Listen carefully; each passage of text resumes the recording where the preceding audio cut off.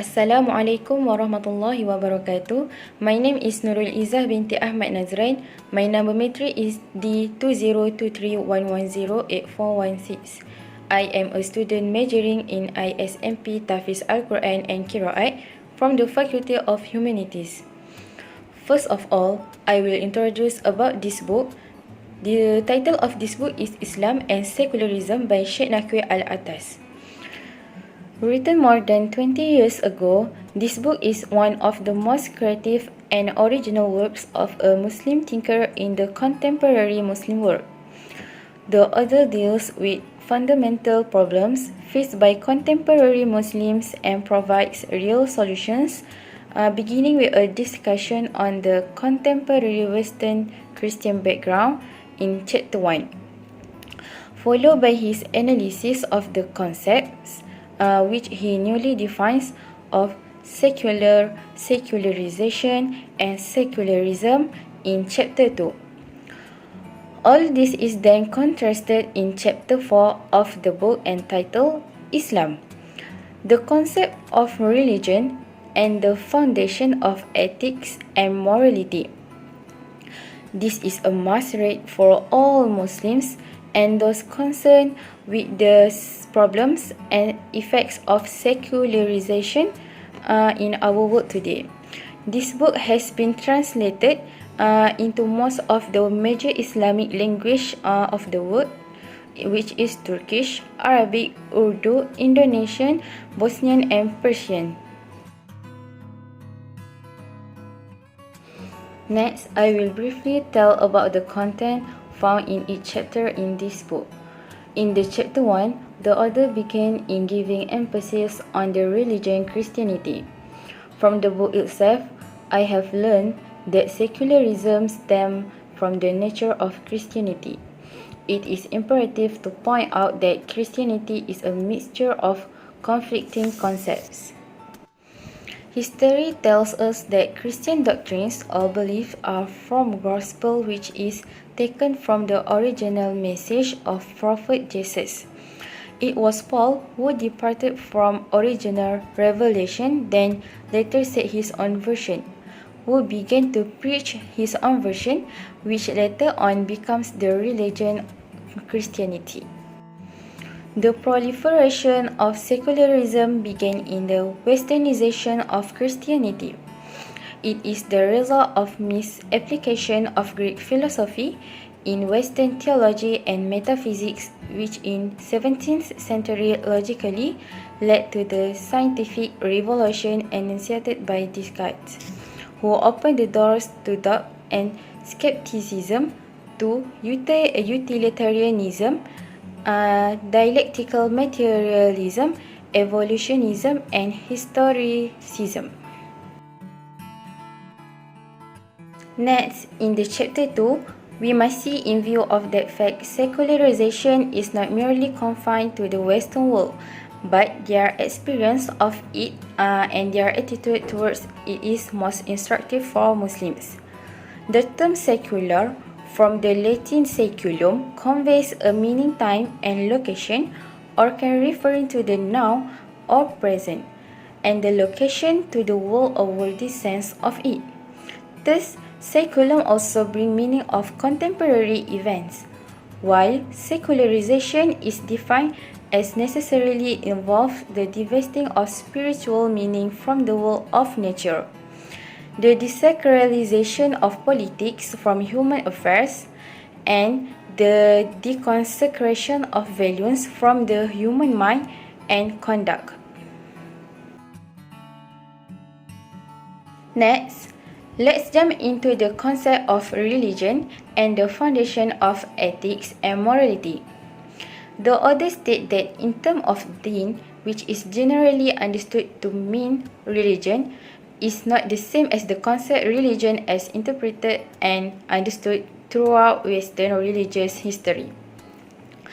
By briefly, it gives meaning intended, which denotes the faith, beliefs, practice, and teachings adhered to by the Muslims individually and collectively as a community and manifesting itself altogether as an objective world as the religion called Islam. Al-Atas takes the view that Islam holds that justice is not merely correct relations between two parties, but is everything in its right and proper place.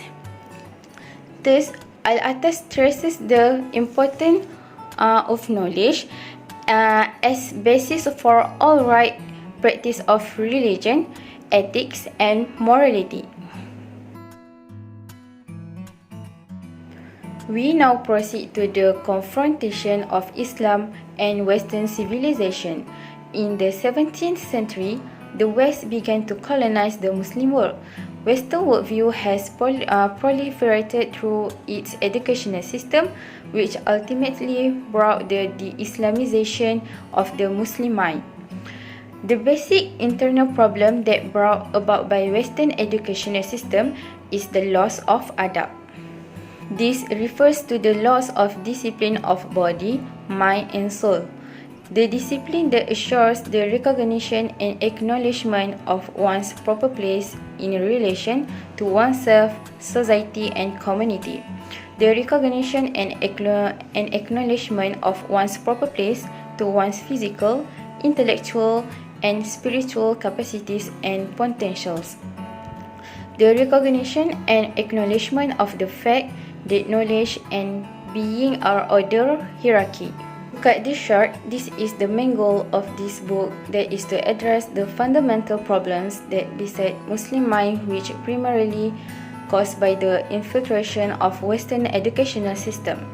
And of course, the solution is to Islamize the foreign concepts that are alien to Islam. The advantage that I get from this book is the author focus on the loss of adab and knowledge as the effect of the Western worldview. Then Islamize the knowledge through what he calls the westernization of knowledge is the solution to this Muslim dilemma. Therefore, this problem needs to be addressed in a prudent way before becoming more serious.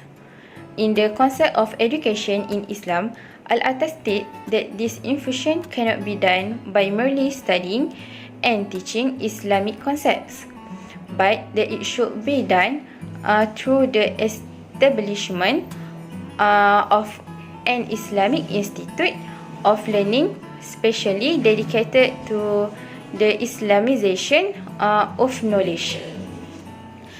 Therefore, the Islamization is of oneself, that is to purify the heart, which I think is one of the most crucial in combating our internal problems.